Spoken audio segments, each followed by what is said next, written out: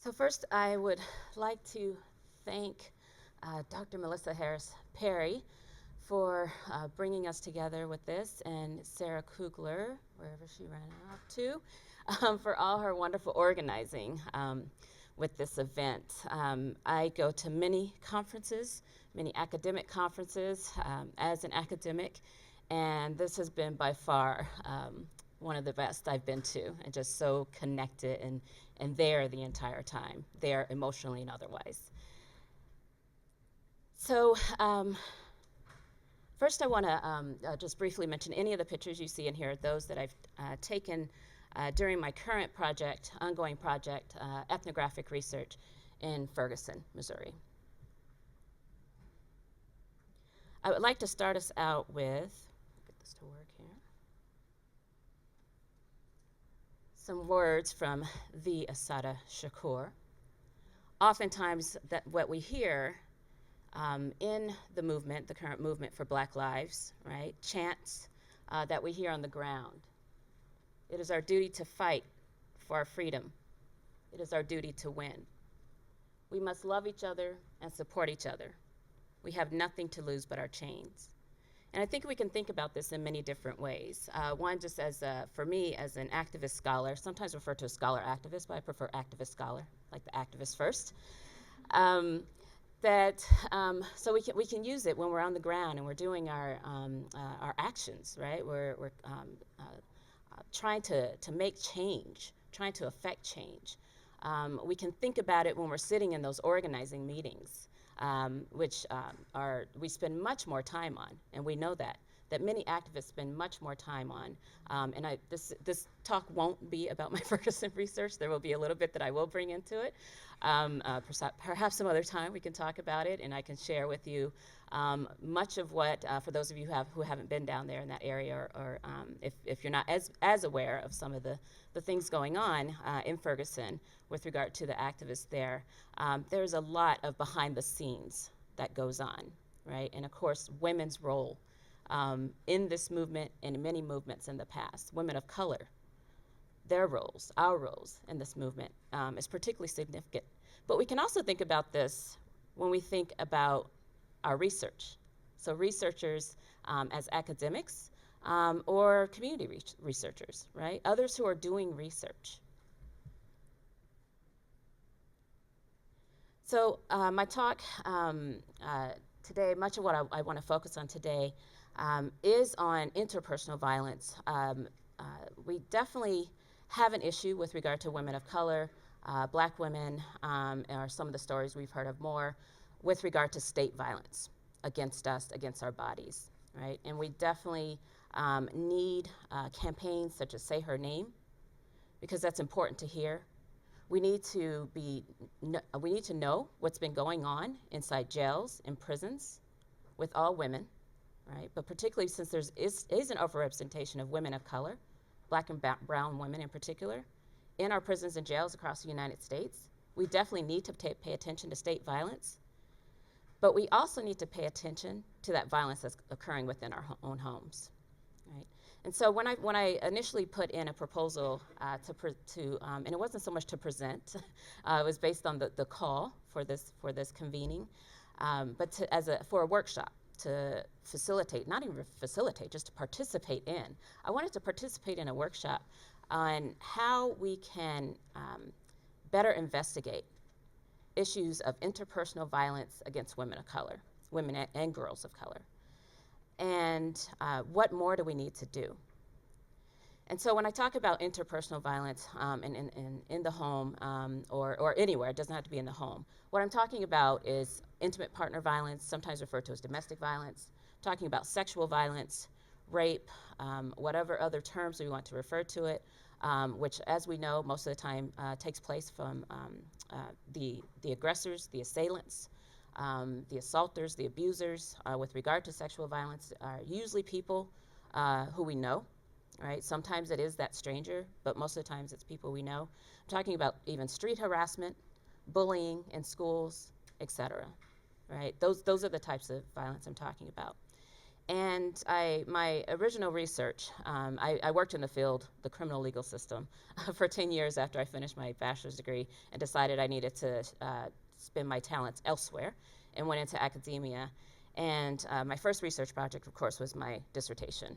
And that was on black women, women who identified as black or African American, who had been in abusive relationships.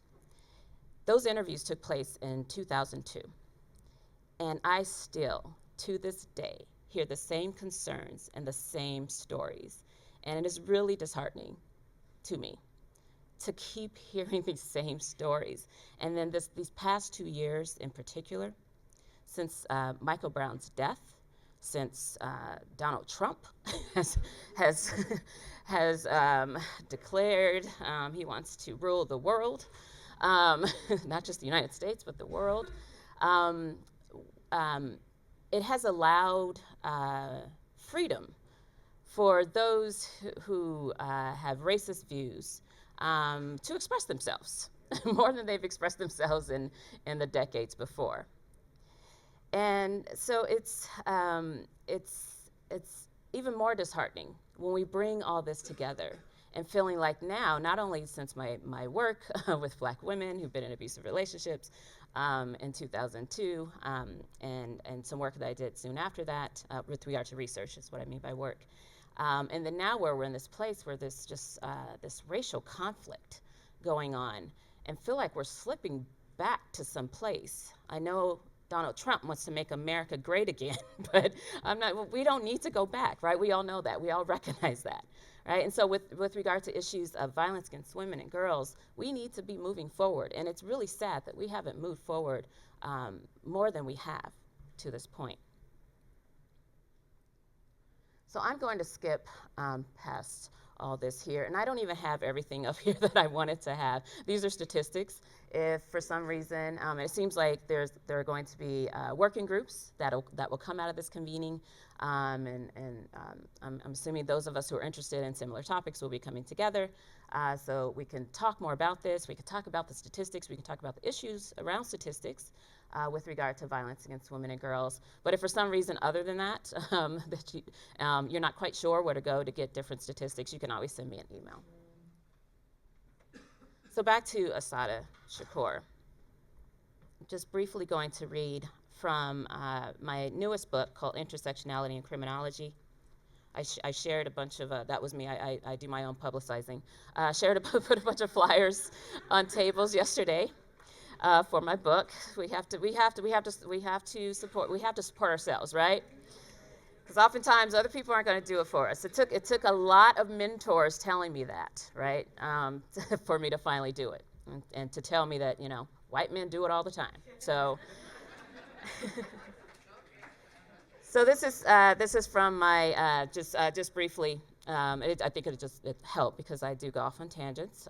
So just to briefly read from the final chapter of this particular book, Intersectionality and Criminology. After Assata Shakur's arrest, after the shootout in May 1973, after her arrest and some medical attention, Shakur was jailed and imprisoned in a number of facilities. While in a New York City jail, Shakur wrote Women in Prison, How We Are, which was published in the academic journal, The Black Scholar. Shakur summarized, quote, "There are no criminals here at Rikers Island Correctional Institution for Women, only victims. Most of the women, over 95%, are Black and Puerto Rican. Many were abused children. Most have been abused by men, and all have been abused by the system," unquote. So Shakur's essay traced the conflict faced by corrections officers who were women of color in performing authority, and that life inside jail and prison was little different from life on the streets and in women's neighborhoods. The police state, poverty, alienation, racism, sexism, and drugs existed inside and outside the carceral space, all of which had devastating effects on women of color. Shakur emphasized the importance of Black women to speak our own truths and, quote, define our own history, end quote, which characterizes a necessary component of emphasizing voice and lived experience when incorporating an intersectional perspective in research and theory.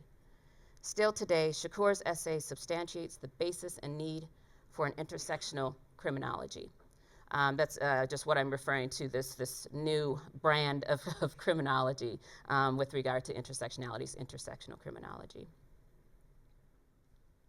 So we can still take from that, right, and consider Assata Shakur's words and many other women of color activists and scholars in our past and the work that we do in the future.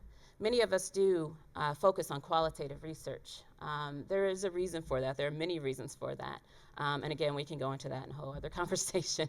But briefly, some of it is just that connection to the narrative, right? Being close to what is happening, particularly when we are researching our own communities, right? One of the other things too, which I mentor several individuals, most of whom are Black women. One of them came down today, Dr. Nishan Battle, Virginia State University. So happy she could join us today.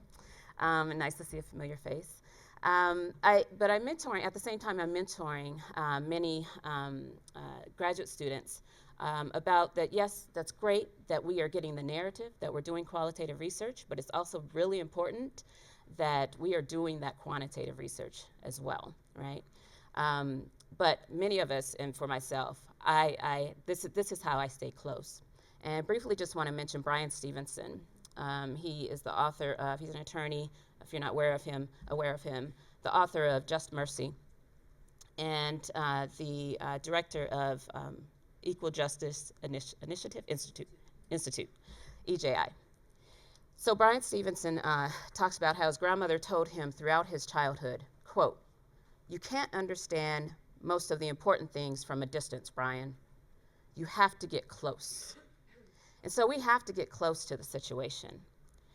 I want to, even though the field notes I'm going to read from you touch on several different issues, several different areas outside of this interpersonal violence against women of color, I do want to just read you my notes and then try to sum things up as quickly as I can, because I'm sure I'm already running out of time. So, but before I get to my field notes, just for my current research project, I've been doing ethnographic research in Ferguson since October 2014, 2 months after Michael Brown was fatally shot by Officer Darren Wilson. I have done, I've been there for five trips, approximately 300 hours of observation and participant observation, numerous casual interviews. There are 30 women, because my focus is on women in the movement, women who have been involved in the movement, who live in that area since day one or at least week one, and ongoing conversations with them. So 30 women, particularly half of them ongoing conversations with them. And I've done one-on-one in-depth interviews with all of these women as well. And by the way, the majority of the women who are on the ground and involved still to this day, so many of them are still involved in local issues within the St. Louis County, St. Louis City, but many of them, you know, as we know, right, are involved in national efforts as well. So many hours that I have spent trying to get close to the situation. Got real close when I got arrested last August with about 60 other activists. And so that was my longest observation period of 17 hours in custody. But I digress. So I'll read you some field notes from November 24th, 2014. This was the night of the grand jury verdict announcement. I stood on the South Florissant sidewalk watching, with mixed feelings of anger and sadness that this is our current state of affairs, as several young men, appearing to be both Black and white young men, thrashed the St. Louis County police cruiser with sticks, and as some mounted the car, jumping on it, some with glee, some with anger, at least as it appeared in my view. As the police officers, laden with riot gear, began to direct the crowd to move north, which I could tell from the resumed loudspeaker announcements warning us to leave the area. Sorry, I missed it. So I began to walk north with the others after hearing the the announcements from the officers on the loudspeaker. So we began to walk north with the others back toward the police department, soon after which we heard glass shattering ahead of us, and then saw a few young black men throwing objects, including iron chairs that sat outside near the sidewalk at the row of storefronts. They smashed windows of the Mexican food restaurant. They then continued north, heading towards Kathy's Kitchen. The young men were only able to smash one of the diner's windows before several protesters were able to intervene by standing in front of the diner and yelling directives at the transgressors to stop the destructive behavior. I was one of those persons demanding the men to stop the destruction. I could not stand by and simply observe at that point. There were about 15 of us total. We were all black. One black woman, approximately in her early 40s and standing tall, exclaimed, "This is a black-owned restaurant." One of the transgressors, a young black man, replied with a yell, "She ain't done nothing for me." Only a few more exchanges occurred before the transgressors retreated. Those of us who remained continued to stand in front of the store, trying to figure out if there was a board or a cardboard nearby that we could use to prop up against the broken window. In the meantime, we pushed a few of the iron chairs and tables up against the entryway as some form of symbolic barrier. And someone called Kathy and Jerome to let them know that the diner had been hit. Some of the folks then proceeded further north on South Florissant toward the police department. 2 women and I stayed in front of the diner. One of the women and I got up on chairs to better see what was going on south of us. We could see the riot-geared officers approach. We could hear the repeated warnings to leave the area.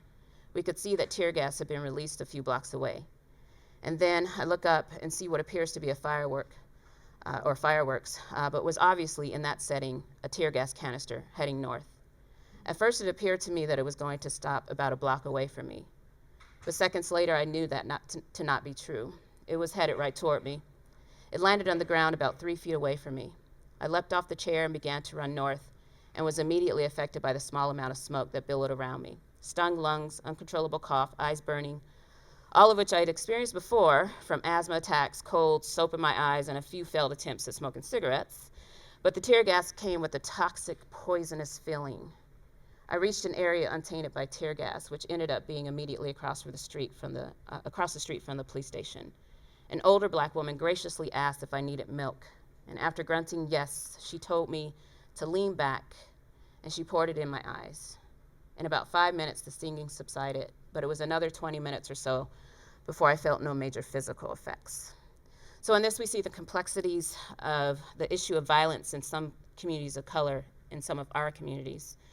We see many concerns of the black community, and by black community, not by non-geographical boundaries. So we see that this fight against state violence, we see, which we've been dealing with since Africans were forced to this land. We see gender or gendered caretaking and nurturing. We see violence towards each other. It was in a verbal sense, and I didn't go into it, or I skipped over some of my field notes, but and just the veracity, the language that was being used, these young black men yelling at this group of mostly black women. And of course, again, we know what's happening daily in our homes. So that is, again, me getting close to the situation. A lot of times we refer to our research, and we use that term giving voice. Actually, it's really bothersome to me when that term is used, because we all have voice, even if we don't physically have voice, right? We all are able to communicate, right? So even if there's some inability to speak, right? It's there, and it's about bringing us to center, right? That we've been trying to do for a very long time, and we need to continue to do this. So one of the ways, and I'm just going to skip through this, this is just going to be a review, because everybody since yesterday, which is awesome, has been talking about participatory action research. I have not engaged in it myself. I'm working on a grant right now, and trying to figure out how I want to do this and the different ways I want to do it. But one thing I'd like for us to think about, and hopefully as we move forward and working together and doing working groups, that we can do some type of participatory action research project with women of color with regard to interpersonal violence. There have been some studies done, but I think we need to continue to do it, and we could probably do it better than what has been done before. And there have been some studies done within communities of color. One in particular, it was an older study. It was done maybe in the early 2000s in Seattle, and it was where they did focus groups, and they pulled women from the community, from so-called marginalized communities, and they had these different groups. So they had a group for Latinas, they had a group for African Americans, they had a group for LBT, what they referred to it. And then it mentions in the article, on the write-up of this. So for those women, for instance, we had a discussion with our community partners. For those women, for instance, who were both Latina and lesbian, we just decided that they had to choose which group to go into, right? So intersectionality failed, right? So I know that we can, and that was great that they at least embarked on that study. But I would love for us to move forward and do work in this. I'm just going to back up really quick here. These pictures are just going to flow through here. There are plenty of people. Now, these were visitors to Ferguson. They don't live in the area. I'm not sure. My animation is going to, is it working on there? Is it not? Okay, there's 4 of the pictures hidden beneath this, so they're not going to come up. But there are other pictures of that I took of the women, because I take many pictures when I'm in Ferguson. And there are people who are involved and want to be involved and want to affect change at the policy level. Some of the issues, really quickly, because I know I'm over my time, right? I know I'm over my time, so I'll wrap up here. Identifying the research question, the feasibility around this issue, particularly when we do talk about violence against women of color, issues of funding. If I'm getting paid as a researcher about $100,000 a year as at a research institution, then we need to find money to pay so-called street researchers, right, to pay community folks to do this work as well. Ethical, safety, and support issues, both for the street researchers as well as for those who we would like to interview.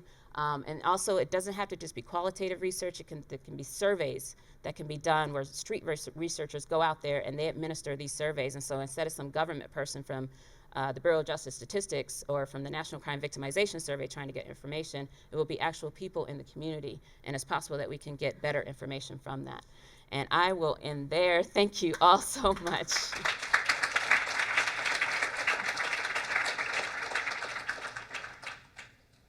So I think you've posed this wonderful question of how can we better investigate? And when we're talking about interpersonal violence, there are a number of ways to think about what investigating means.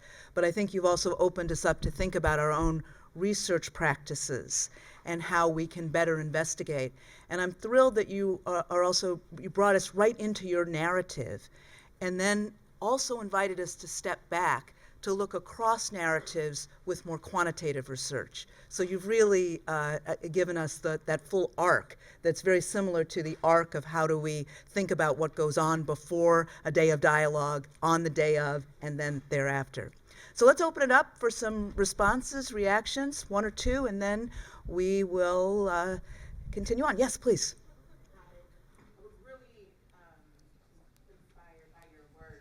And I was just wondering, recently, I've been asking questions related to violence, harassment that are happening on college campuses, and thinking about the experiences, particularly of women of color that are attending majority campuses, and how responsive and appropriate reactions are, treatment, support networks, and then even in policy, how that is addressing their particular experiences. But what I have found is in the research, right, that women of color are under-researched due to the lack of reporting or due to the lack of appropriately chronicling these incidents. And so I think that the model that you provided here is a great way to perhaps revisit that question, and try to think about a way to kind of go about that a little bit more collaboratively.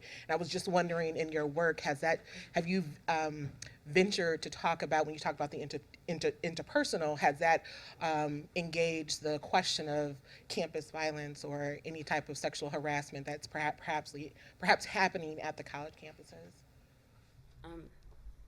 Okay, so so I haven't done research in that area, but on my campus in particular, I am very involved in what is going on any issues around gender, particularly women in particular, women and non-gender conforming individuals and transgender individuals. But I haven't done any research in it, but try to be as engaged in that as much as possible.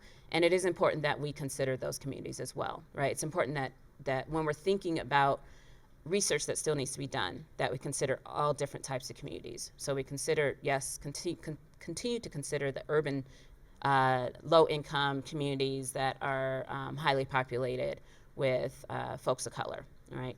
But it's also important that we think about rural areas and suburban areas, right? It's important that we think about campuses because and they're situated so differently. Sometimes it's college towns, sometimes they're situated in urban settings, but even sometimes when they're in urban settings or suburbs, they're still tend to be isolated, right? And so, and as though no type of violence happens there, that happens, on the other side of the street where the city is, right? And so places like that and all different types of places. So I haven't done research on that, but it's important that we consider all different venues or areas. Yeah. Super, thank you.